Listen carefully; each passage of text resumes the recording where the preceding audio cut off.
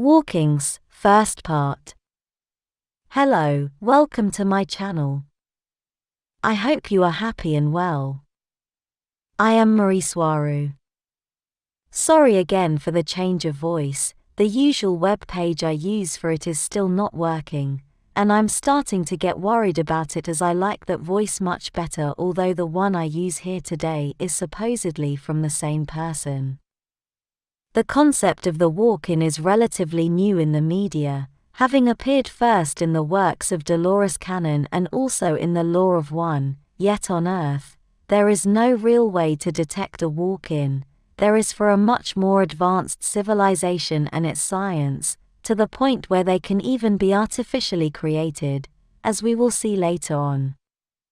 Someone on Earth can know if someone is a walk-in, or if he or she is a walk-in, only by adding the symptoms and connecting the dots.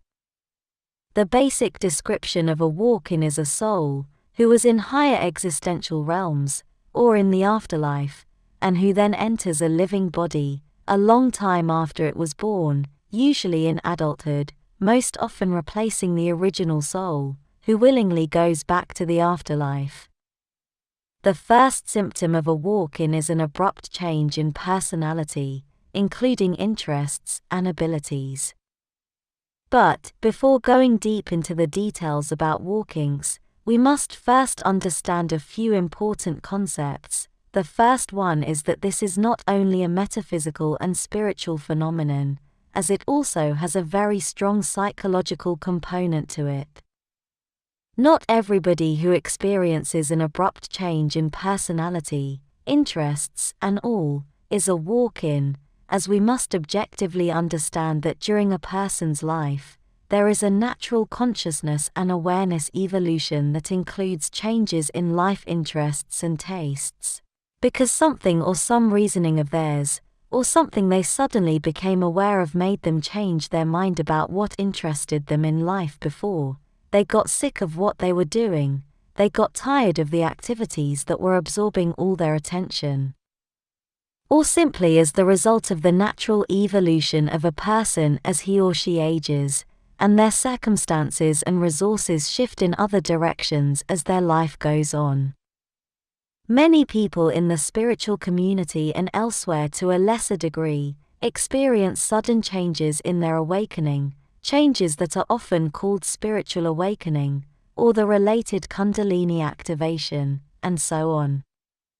These people who are suddenly aware of how the world really works, and awaken to the fact that they have been living a lie, imposed on them by the controllers of Earth, naturally develop a very strong rejection of society.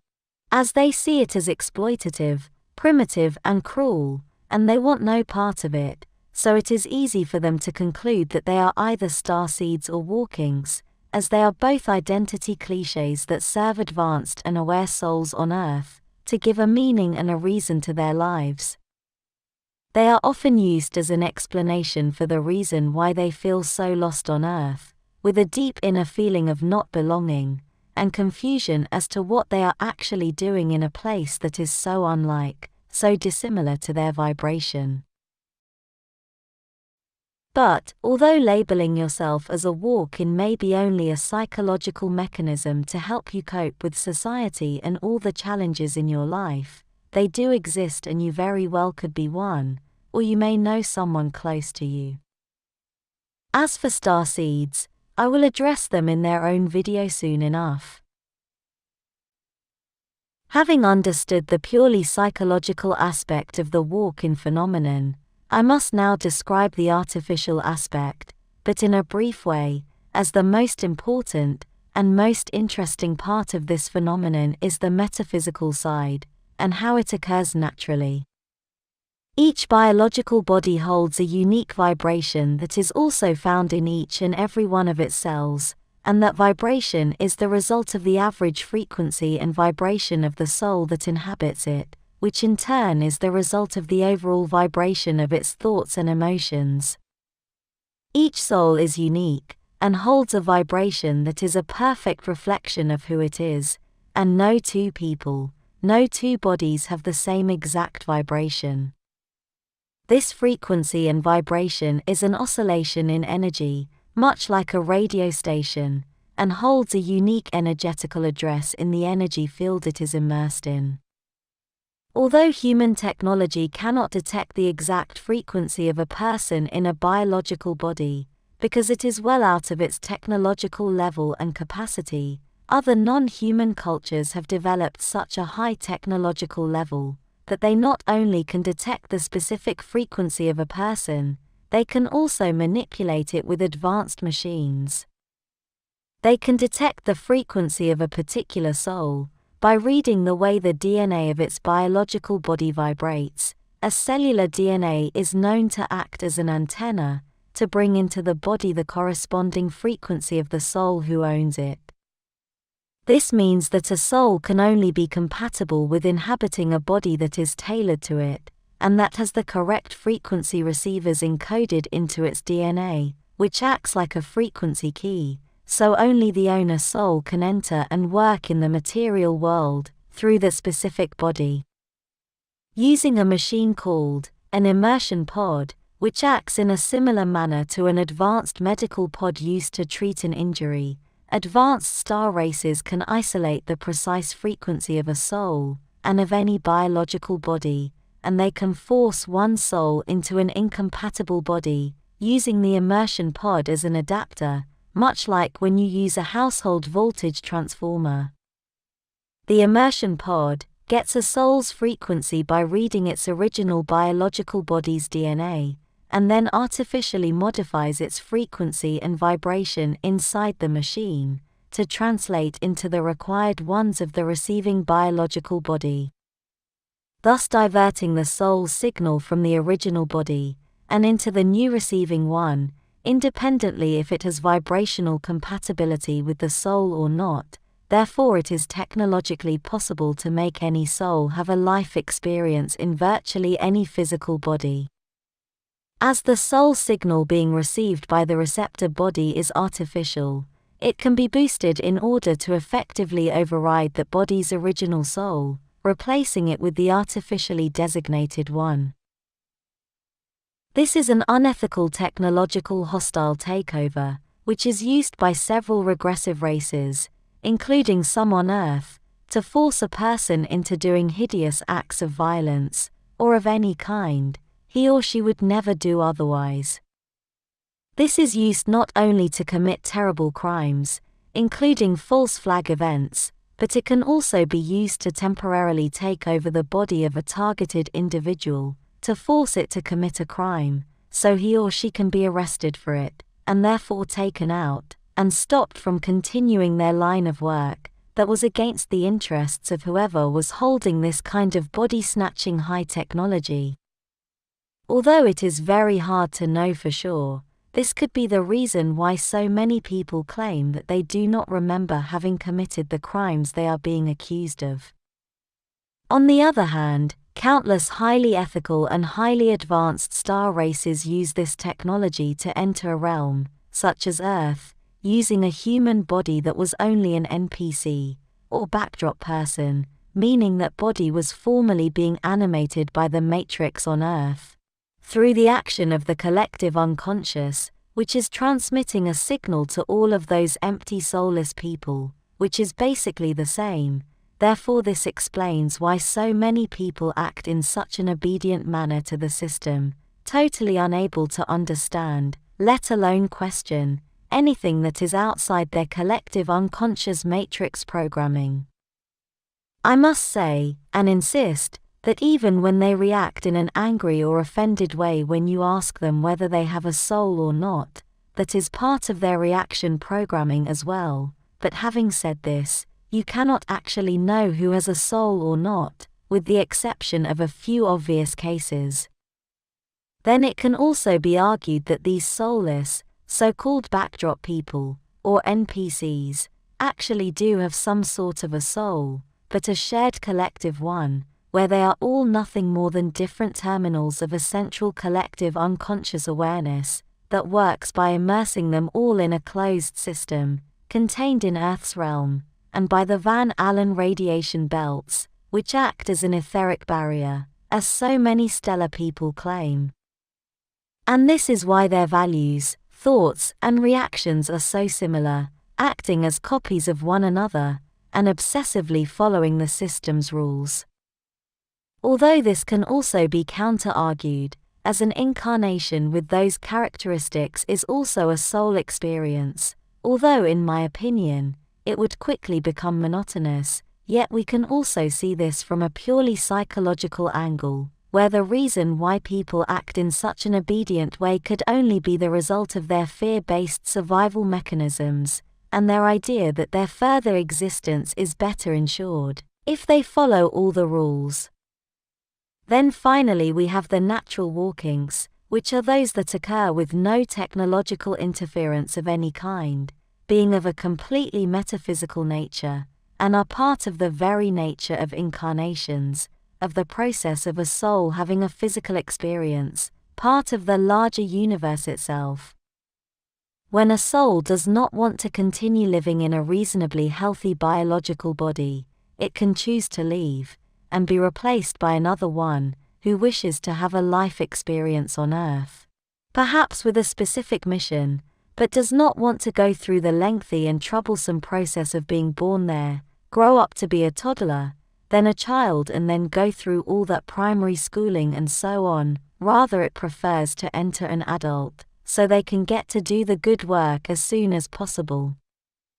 When this happens, it is not a hostile takeover, it is a natural agreement between the original soul and the new entering one. This agreement most probably happened in the space between lives, where the next incarnations are planned, in a space outside linear time as it is known on Earth. The original soul may be tired of living there on Earth, in that body, for whatever reasons, due to psychological pressures, life hardship, relationship breakups, or perhaps because of an illness. This soul will literally step out and be replaced by the new one, who is almost always much more spiritually advanced than the first, and who knowingly and willingly will assume the first soul's life and everything that comes with it. Even though the entering soul may, or may not fully remember who it is, and why it entered that body, it will inherit nearly all the memory of the first soul, which it will make theirs. They will own it now, although the new soul will interpret those memories in a different way, from a much more expanded point of view. Sometimes removing emotional triggers, and other times having to deal with those as well, as they are embedded in the cellular DNA memory and muscle memory of the physical body they are inheriting. Yet, many times the memory of the first soul may not remain complete, and therefore the new one to be aware of, or use, as mental lapses are very common, as well as memory loss, this being very disconcerting to the individual's family. And I mean the family of the body. This walk-in phenomenon is extremely common, yet it may be hard to detect, as even the most advanced instrumentation may fail to find it. And as what happens with star seeds, it is more of an educated inner knowing each individual must be responsible for, also knowing and taking into account the psychological and coping mechanisms I mentioned above.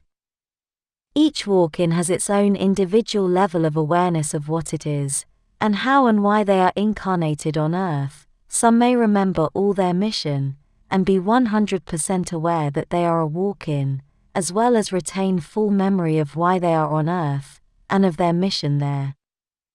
But most commonly, a walk-in will also suffer from previous life memory loss, the so-called veil of forgetfulness of Earth, where they must navigate their existence there, like any other star seed, like any other soul. Yet they tend to be more advanced spiritually than the soul who stepped out for them to come in, and they were perfectly confident that they would be able to fulfill their mission on Earth, in spite of all the hardship. And many others may also go through a lengthy process where they gradually regain the memory of who they were before entering their new body, as well as of their mission in the world of the living. The soul exchange in a body usually occurs after a strong accident, especially if it involves the body ending up in a coma or having a near-death experience, where the original soul chooses to go to the afterlife and leave the body to the new one, who willingly will assume the repairs and the care needed to recover from the accident. Although this last part, I just described, is well known by other people talking about walkings, there is another moment in the life of an individual, the body, where the soul exchange may occur, and which very few people who talk about this subject know about.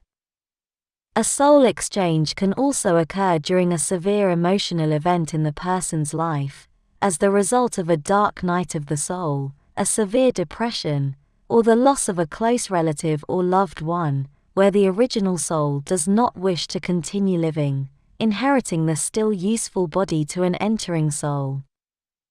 I will talk a lot more about this purely metaphysical angle in the second part of this subject. To end today's video, I must say that although a walk-in phenomenon is similar to demonic possession, as they both are defined by a change in who is driving the body, but in the case of demonic possession, these are clearly of a negative nature, where the takeover is by force, and against the will of the original soul, when in the case of walkings, they take over a body with the consent of the original owner, who willingly goes back to the afterlife as part of their original life plan, perhaps not wanting to go through all the perils of old age, or of inhabiting a damaged body after an accident. This is also seen, or mentioned as an ethical alternative to suicide, as the original soul willingly retracts from the body, without having killed it, therefore not generating any kind of karma for it. I will continue in the second part of this video. Thank you for liking and subscribing, I appreciate it a lot. And I hope to see you here next time. Be very well and be happy. Take care. With much love, your friend, Marie Soirou.